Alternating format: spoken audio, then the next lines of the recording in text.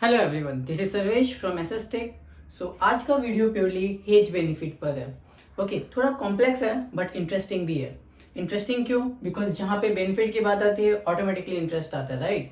सो hedge benefit stock market में कैसे काम करता है, ये बेनिफिट कैसे प्रोवाइड करता है, इसमें किस किस टाइप की स्ट्रेटेजीज की हमें पोजिशंस बनानी चाहिए। So will see everything one by one. Okay, so first of all हम ये हेज वर्ड समझने की कोशिश करते हैं। ये हेज होता क्या है? ओके, सो किसी भी सिंगल असेट पे होने वाले लॉस को मिनिमम करने के लिए जब हम उस असेट के बेसिस पे एक से या दो चीजें हम लोग बनाते हैं या बाय करते हैं, जिससे हमारा होने वाला लॉस उस असेट पे बिल्कुल मिनिमम हो जाता है, इस प्रोसेस को बोलते हैं hedge. Okay, so for example अगर हम लोग देखें, जब आप किसी शोरूम पे जाते हो बाइक देखने के लिए या बाइक खरीदने के लिए, ओके, सो सपोज आप शोरूम में गए एंड आपने एक बाइक देखी जिसका प्राइस है 1 लाख रुपीज। ओके, तो आपने वो बाइक वहां से खरीद ली, तो ये आपका एक असेट हो गया।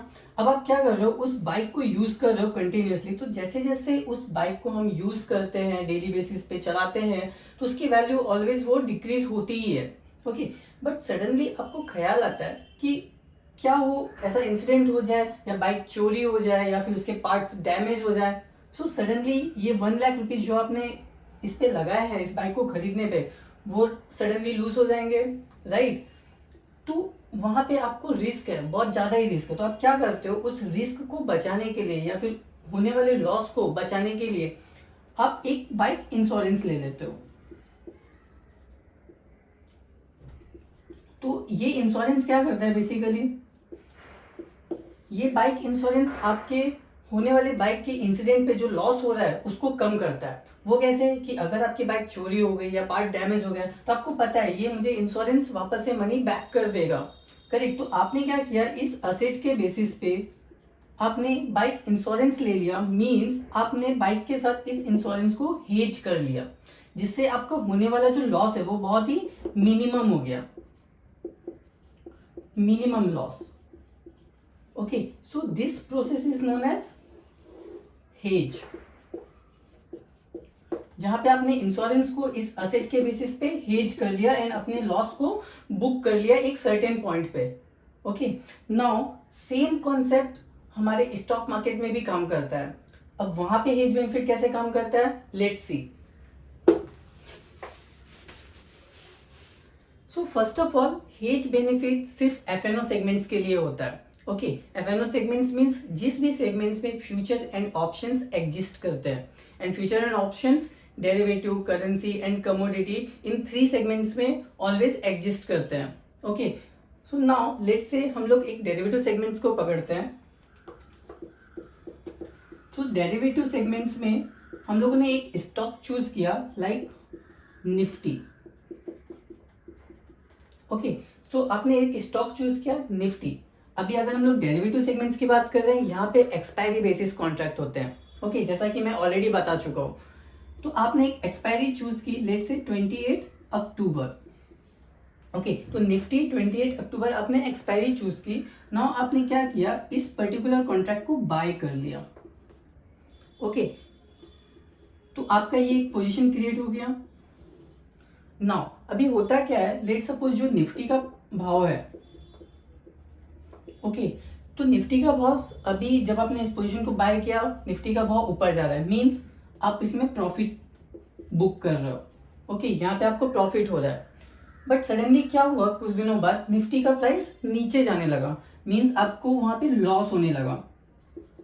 ओके, अब ये लॉस कितना भी हो सकता है जब तक प्राइस मेरा नीचे जाएगा, बट आप इस लॉस को बेयर नहीं करना चाहते, और आप सेकेंडरी आप इस पोजीशन को स्क्वायर ऑफ भी नहीं करना चाहते, बिकॉज अगर आपने स्क्वायर ऑफ कर दिया आप इतना लॉस बुक कर लोगे। तो आपको स्क्वायर ऑफ भी नहीं करना एंड लॉस भी बुक नहीं करना, बिकॉज आपको लगता है कि अभी लॉस हो रहा है एंड एक सर्टेन टाइम पे मार्केट ऊपर भी जा सकता है। तो ये लॉस ना बुक करने के लिए आप क्या करते हो, हेज का कॉन्सेप्ट यूज करते हो, ताकि मेरा जो होने वाला जो लॉस है वो मिनिमम हो जाए। तो आप क्या करते हो, इस निफ्टी 28 अक्टूबर बाय पोजीशन के अगेंस्ट में एक ऐसा पोजीशन बनाते हो कि होने वाला लॉस मेरा प्रॉफिट में कन्वर्ट हो जाए। ओके, तो आपने एक सेकेंडरी पोजीशन बनाने का सोचा जहां पे मुझे प्रॉफिट हो। सो यहाँ पे हमें सेम असेट ही यूज करना पड़ेगा। ओके क्योंकि मुझे हेज कॉन्सेप्ट यूज करना है, बिकॉज जैसा कि हमने देखा हमने बाइक के अगेंस्ट पे बाइक इंश्योरेंस ही लिया, राइट, ना कि कार इंश्योरेंस। तो इंपॉर्टेंट ये है कि आपका असेट सेम होना चाहिए जब भी आप हेज कॉन्सेप्ट यूज करते हो। तो आपने क्या किया, असेट को सेम रखा निफ्टी, एंड एक्सपायरी आप करेंट मंथ का भी चूज कर सकते हो लाइक 28 अक्टूबर, या फिर आप नेक्स्ट मंथ का भी चूज कर सकते हो जिसको हम लोग फार मंथ बोलते हैं। तो आपने क्या किया, लेट से नेक्स्ट मंथ 28 नवंबर का एक्सपायरी चूज किया, तो ये आपका एक कॉन्ट्रैक्ट हो गया। एंड यहाँ पे आपको प्रॉफिट बुक करना है। प्रॉफिट हमें कब होगा, जब हमारी सेल पोजीशन होगी, बिकॉज मार्केट नीचे जा रहा है। तो आपने क्या किया, इसको सेल कर दिया। अब आपको पता है निफ्टी का भाव नीचे जा रहा है, मींस इसमें लॉस हो रहा है, बट इसमें मुझे प्रॉफिट हो सकता है। ओके तो यहां पे लॉस है एंड यहां पे प्रॉफिट है। ओके तो एक जगह पे लॉस एंड एक जगह पे प्रॉफिट, मींस ये दोनों कंडीशन जो लॉस एंड प्रॉफिट है, ये आपको एक ऐसे कंडीशन पे लाके रख देता है जहां पे no profit and no loss है, एंड नो लॉस, बिकॉज एक जगह प्रॉफिट है तो एक जगह लॉस है। तो यहाँ पे आपको एक बेनिफिट तो मिल गया, राइट। इस कॉन्सेप्ट को बोल रहा है हेज, बिकॉज आपने निफ्टी 28 अक्टूबर बाय के अगेंस्ट पे आपने सेल पोजीशन बना दिया जो आपके लॉस को मिनिमम कर रहा है। सो हेज बेनिफिट का फर्स्ट बेनिफिट क्या हो गया मेरा, minimum loss, minimum loss. So that is first benefit. Now इसके अलावा भी एक सेकेंडरी बेनिफिट है जिसको बोलते हैं मार्जिन बेनिफिट। मार्जिन बेनिफिट, अभी ये मार्जिन बेनिफिट कैसे मिलता है। जब आपने निफ्टी 28 अक्टूबर बाय का पोजीशन सबसे पहले बनाया, आपके पास ये पोजीशन नहीं था। तो जब ये पोजीशन बनाया, आपको लेट से इस पोजीशन को खरीदने के लिए लगे 1,03,000 रुपीज। ओके तो 1,03,000 rupees is your margin charge on the basis of Nifty 28 October buy position. अभी सेम मार्जिन आपको इसमें भी लगेगा, बिकॉज आपने सेम कॉन्ट्रैक्ट ही चूज किया, जस्ट उसको सेल किया है, एंड निफ्टी का भाव तो वही है। ओके तो लेट से लमसम आपको 1,03,000 रुपीज इसमें भी लग रहा है। ओके तो आपका टोटल मार्जिन कितना हो गया, 2,06,000। Okay is your total margin of both the position. Okay तो अभी एक्सचेंज क्या बोलता है कि आपने एक पोजीशन निफ्टी का बाय भी किया है, निफ्टी का सेल भी किया है। अगर हम लोग असेट के एंगल पे या फिर अंडरलाइन के एंगल पे देखें तो आपका पोजीशन ऑलरेडी स्क्वायर ऑफ हो गया है। ओके और यहाँ पे आपका जो होने वाला रिस्क है, बिकॉज जब तक सिंगल पोजीशन था एंड आपको लॉस हो रहा था, मीन्स यहाँ पे रिस्क हाई था। ओके जैसे कि आपने इसको हेज कर लिया विद द सेकेंडरी पोजीशन, आपका रिस्क लो हो गया, राइट। तो अगर आपका रिस्क लो है एंड अंडरलाइन बेसिस पे आपका पोजीशन ऑलरेडी स्क्वायर ऑफ हो गया, तो एक्सचेंज क्या बोलता है कि मैं पूरा मार्जिन दोनों का चार्ज नहीं करूंगा, यहाँ पे मैं आपको एक मार्जिन बेनिफिट दूंगा जिसका आपका 2,06,000 ना लग के वो सडनली समथिंग डायरेक्टली फॉल हो जाता है 70 to 80 के पे, means 70 to 80,000 rupees. So it's amazing, right. जहां पे आपको 2,06,000 मार्जिन चार्ज होने वाला था, वहां पे अभी सिर्फ 70 to 80 के चार्ज हो रहा है, बिकॉज आपका रिस्क अभी लो हो गया। तो एक्सचेंज ने आपको एक सेकेंडरी मार्जिन बेनिफिट भी दिया। नाउ अभी हमें ये देखना है कि ये मार्जिन बेनिफिट कैलकुलेशन कैसे होता है रिस्क पॉइंट ऑफ व्यू से। ओके एंड ये 1,03,000 रुपीज कैसे लगता है, एंड ये 2,06,000 से सडनली 70 to 80 के पे कैसे आता है। तो ये point broker point of view से बहुत इंपॉर्टेंट है कि मार्जिन कंपटीशन कैसे हो रहा है, बट क्लाइंट व्यू से वो डायरेक्टली फॉल हो रहा है, एंड बाकी का जो रिमेनिंग अमाउंट है जो भी 2,06,000 माइनस 70 to 80 के होगा, वो डायरेक्टली लेजर पे क्रेडिट हो जाता है। ओके तो अगर वो लेजर पे क्रेडिट हो गया, वो आप जो रिमेनिंग फंड है वो आप किसी अदर पोजीशंस में यूज कर सकते हो, या फिर आप पे आउट कर सकते हो, अपने बैंक में वापस से विड्रॉल कर सकते हो, आप ऐसे बेनिफिट वहां से यूज कर सकते हैं। Okay so these are two benefit which is provided by hedge benefit. Okay now अभी देखते हैं मार्जिन कंपटीशन होता कैसे है।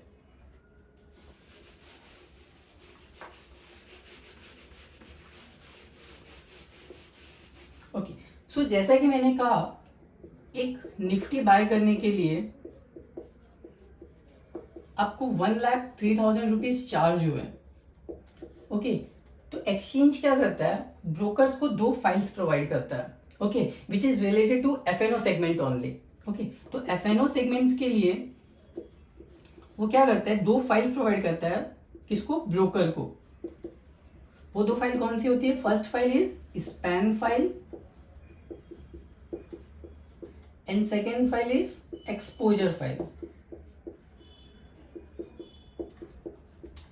Okay, first file is span file and second file is exposure file.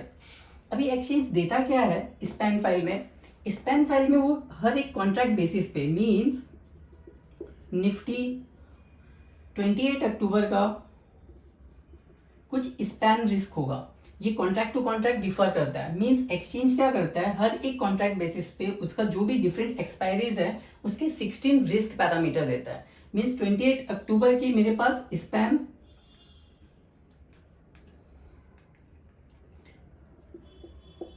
0, span 1, span 2 till span 15, ये 16 risk parameter exchange हमें provide करता है। अभी इस 16 पैरामीटर्स में कुछ वैल्यूज नेगेटिव हो सकती हैं, कुछ वैल्यूज पॉजिटिव हो सकती हैं। ये सारा डेटा हमें एक स्पैन फाइल में मिलता है। अभी लेट सपोज मेरी स्पैन 0 माइनस 10,000 है and span 1 is positive 10,000, span 2 is my 20,000 and span 3 let say minus 20,000। Okay, तो कुछ निगेटिव वैल्यू होंगी एंड कुछ पॉजिटिव वैल्यू होंगी जो एक रिस्क डिफाइन करते हैं किसी कॉन्ट्रैक्ट पे कि कितना मैक्सिमम रिस्क हम ले सकते हैं मार्जिन चार्ज में। अभी होता क्या है कि ये जो निगेटिव इंडिकेशन है ये ऑलवेज इंडिकेट करता है टूवर्ड्स सेल पोजीशन, मुझे कितना मार्जिन चार्ज करना है। तो अगर मेरे पास सेल पोजीशन है तो मैं ये निगेटिव वैल्यू में से हाईएस्ट रिस्क पैरामीटर ढूंढने की कोशिश करूंगा। बट जैसा कि मैंने बाय किया है तो मैं पॉजिटिव वैल्यूज में जो भी मेरा हाईएस्ट रिस्क पैरामीटर होगा वो मैं फाइंड आउट करूंगा। तो यहाँ पे मेरा हाईएस्ट रिस्क पैरामीटर क्या है, 20,000। Okay, so this is my highest risk, means मैं क्या कर रहा हूँ, ग्रेटेस्ट देख रहा हूँ, greatest in all span. Okay, so उसने मुझे क्या फाइंड आउट किया, ऑल पॉजिटिव वैल्यूज में जो भी ग्रेटेस्ट था लाइक 20,000, वो मेरा एक मैक्सिमम स्पैन रिस्क आ गया। अभी होता क्या है कि निफ्टी या फिर आप डेरिवेटिव में कोई भी कॉन्ट्रैक्ट ले लो, वो एक दो क्वांटिटीज के नहीं रहते, वहां पे आपको ऑलवेज लॉट में बाय करना पड़ता है। मीन्स अगर आप एक लॉट बाय कर रहे हो तो उसमें एक सेट ऑफ क्वांटिटी होती है। सो लेट से कि निफ्टी अगर आप बाय कर रहे हो तो निफ्टी का सेट ऑफ क्वांटिटी लेट से एक लॉट में 50 क्वांटिटीज है। Okay, so this 20,000 is multiply by 50 quantity. Okay, तो ये अराउंड आपको दे देगा 1 lakh, that is span value. Okay, 1 lakh span value. तो जैसा कि मैंने कहा निफ्टी बाय करने में 1,03,000 रुपीज लगे, तो इसमें मुझे ये फाइंड आउट हुआ कि 1 लाख मेरा सिर्फ स्पैन है। ओके, नाउ सेकेंडरी क्या होगा, सीधी सी बात है, सेकेंडरी फाइल मेरा कौन सा है, एक्सपोजर। तो सेकेंडरी एक्सपोजर मार्जिन कैसे कैलकुलेट हो रहा है, तो exposure become 3,000 only, right, because total margin मेरा 1,03,000 है, 1 लाख तो स्पैन में निकल गया। अब ये 3,000 कैसे कंप्यूट होगा ना। अभी होता क्या है कि मेरा जो एक्सपोजर कैलकुलेशन है, तो एक्सपोजर कैलकुलेशन के लिए एक्सचेंज क्या करता है, अंडरलाइन बेसिस पे एक परसेंटेज देता है। ओके, कि मैं इतना परसेंटेज इस अंडरलाइन के लिए सेट करूंगा एंड अलग अलग अंडरलाइन वाइज, लाइक टीसीएस के लिए अलग होगा, विप्रो के लिए अलग होगा, निफ्टी के लिए अलग होगा।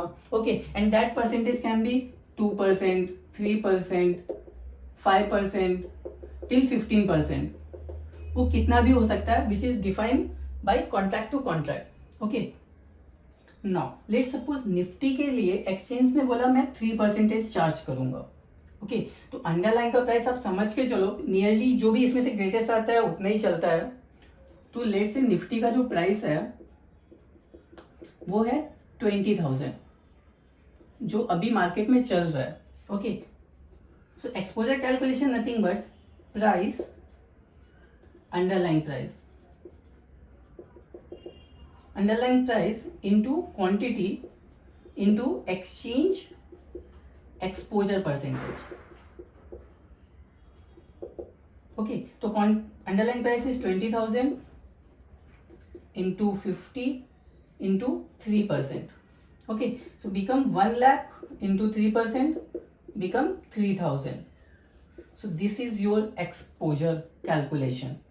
Okay, तो ये तो हमें समझ में आ गया. Okay, कि एक निफ्टी के बाय पोजीशन के लिए जो मुझे 1,03,000 लगा था उसमें कुछ पार्ट स्पैन का होता है एंड कुछ पार्ट एक्सपोजर का होता है. एंड स्पैन कैसे निकलता है? स्पैन फाइल में जितने भी रिस्क पैरामीटर हो उसमें से ग्रेटेस्ट जो भी आएगा multiply by quantity. And exposure में जो भी मुझे परसेंटेज होगा एक्सचेंज की तरफ से वो क्वांटिटी इंटू प्राइस से मल्टीप्लाई होकर मुझे एक्सपोजर दे देता है. बट अगर मैंने सेकेंडरी पोजीशन बनाई है जो मैंने इस निफ्टी बाय के साथ हेज की थी नवंबर वाली, जो कि मेरा एक सेल पोजीशन था, उसमें मेरा मार्जिन डायरेक्टली डिग्रेड कैसे हो रहा है, उसका कैलकुलेशन कैसे होता है, लेट्स सी.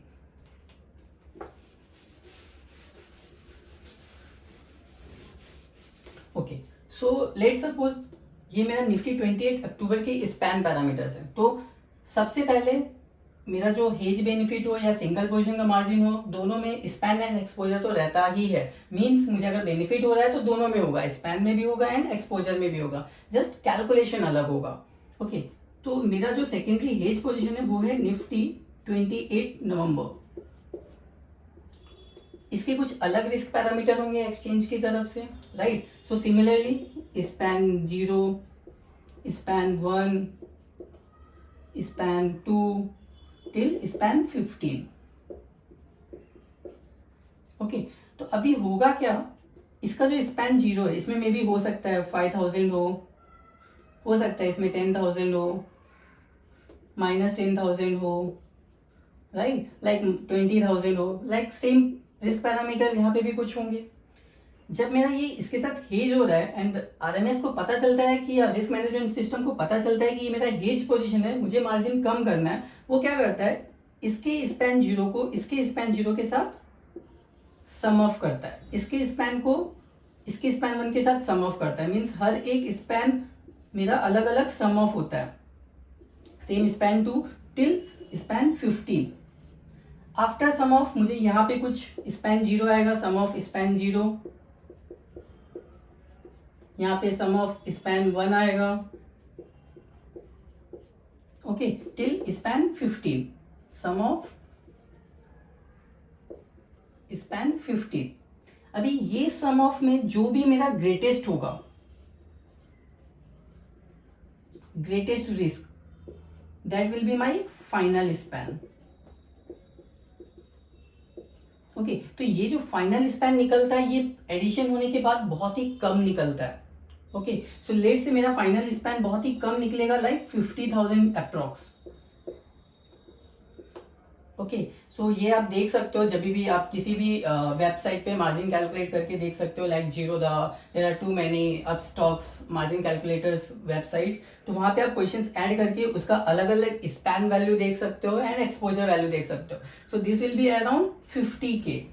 ओके, नाउ हमें ये तो पता चल गया हेज में स्पैन मेरा 50K है. नाउ एक्सपोजर कैलकुलेशन कैसे हो रहा है, बिकॉज अगर वो मेरा 70,000 पे मार्जिन आ रहा है, लाइक 2 लाख से डायरेक्टली, तो 50K अगर मेरा स्पैन है, सो रिमेनिंग 20K माई एक्सपोजर. ओके, सो यहाँ पे अगर आप देखोगे तो आपको स्पैन में बेनिफिट कितना मिला. सो मेरा जो स्पैन था वो ऑलमोस्ट 2 लाख था, because 2,06,000 my total margin of 2 hedge position. अगर डिफरेंट अलग अलग देखा जाए तो यहाँ पे मेरा जो 2 लाख में 2 लाख माई स्पैन, तो मैंने सिर्फ 50K स्पैन चार्ज किया आफ्टर हेज. तो आपको 1,50K का जो बेनिफिट है वो आपके लेजर में क्रेडिट हो जाता है एंड इसी को बोलते हैं स्पैन बेनिफिट. तो हेज बेनिफिट ऑलवेज 2 कैटेगरीज में डिवाइड होता है, which is called first span benefit. Okay, and जो मुझे एक्सपोजर में बेनिफिट होने वाला है, लाइक मेरा जो मार्जिन जो 20K है वो एक्सपोजर से कंप्यूट होगा, तो उसको बोलते हैं स्प्रेड बेनिफिट.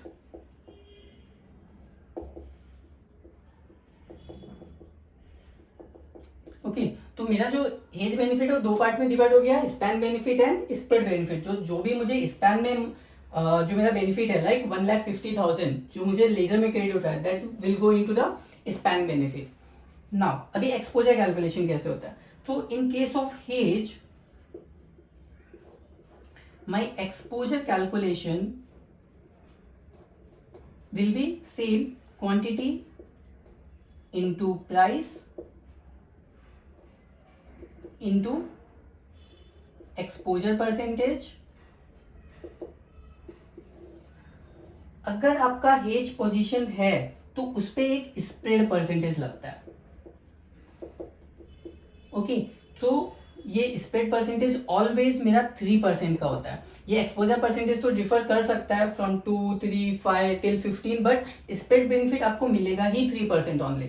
ओके, तो क्वांटिटी आपका दो पोजीशन है, means 50 and 50, so this will be my 100 quantity into price मेरा 20,000, राइट. एक्सपोजर परसेंटेज 3%, इसका जो भी कैलकुलेशन होगा will be multiply by 3% again. Okay, तो ये जो भी मुझे मिला अराउंड 20 के लिए सपोज या वॉट एवर. ओके, तो ये जो आपका बेनिफिट है वो आपका स्प्रेड बेनिफिट में मूव हो जाता है. सो this is all the benefit and exposure calculation, span calculation regarding hedge benefit. Okay, now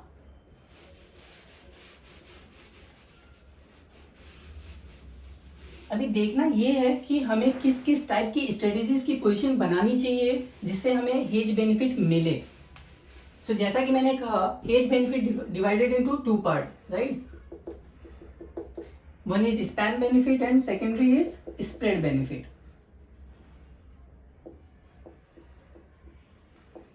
now span benefit हमें किस किस स्ट्रेटेजीज की पोजीशन में मिलता है. नाउ अभी आप first position future and secondary hedge position आप फ्यूचर बना सकते हो तो आपको स्पैन बेनिफिट मिलेगा. जैसा कि मैंने एक एग्जांपल दिया bye and cell.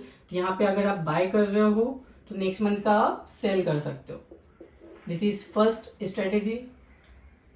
No secondary, आप फ्यूचर अगर आपने बाय किया है आप इसको ऑप्शन के साथ भी हेज कर सकते हो. ओके, नाउ ऑप्शन में दो चीजें होती है, one is call and one is put. तो यहाँ पे आपको पता है कि आपने बाय किया है तो मुझे यहाँ पे ऑलवेज अगर लॉस हो रहा है तभी आप हेज पोजीशन पे जा रहे हो. तो अगर मुझे यहाँ पे लॉस हो रहा है तो यहाँ पे प्रॉफिट के लिए आप अगर कॉल चूज करते हो. ओके, तो अगर आप कॉल चूज करते हो तो यहाँ पे आपने बाय किया है तो यहाँ पे कॉल आपको सेल करना पड़ेगा जिससे आपको प्रॉफिट हो. अगर आपने यहाँ पे फ्यूचर बाय किया है, अगर आप पुट का चीज देख रहे हो, पुट में ट्रेड करना चाहते हो तो आपको पुट बाय करना होगा. ओके, तो यहाँ पे आपको प्रॉफिट होगा एंड यहाँ पे आपको लॉस होगा. सो थर्ड, आप ऑप्शन में भी हेज कर सकते हो. सेम कॉन्सेप्ट, कॉल या पुट, यहाँ पे लॉस है तो उस अकॉर्डिंग आपको वाइसा वर्सा पोजीशंस प्रॉफिट के लिए बनानी होगी. ओके, तो ये कंडीशंस में आपको हेज बेनिफिट मिलता है. Now spread benefit always future and future पे ही मिलता है. अगर आपने फ्यूचर के साथ ऑप्शन किया तो आपको स्प्रेड बेनिफिट नहीं मिलेगा, दोनों का सेपरेट एक्सपोजर चार्ज होगा. ओके, ना कि स्पैन में ऑलवेज आपको स्पैन बेनिफिट प्रोवाइड होगा बट स्प्रेड बेनिफिट में अलग अलग एक्सपोजर चार्ज होगा. 3% with first position and 3% with secondary position जो आपका ऑप्शन रहेगा. आपको एडिशनली स्प्रेड परसेंटेज नहीं मिलेगा. अगर आपका फ्यूचर पोजीशन है तो आपको स्प्रेड परसेंटेज मिलता है. Okay, so this is all about strategies. आप कैसे पोजीशंस बनाते हो, कैसे बेनिफिट को लेते हो, इसके types and margin calculations. So this is all about hedge benefit. Thank you so much.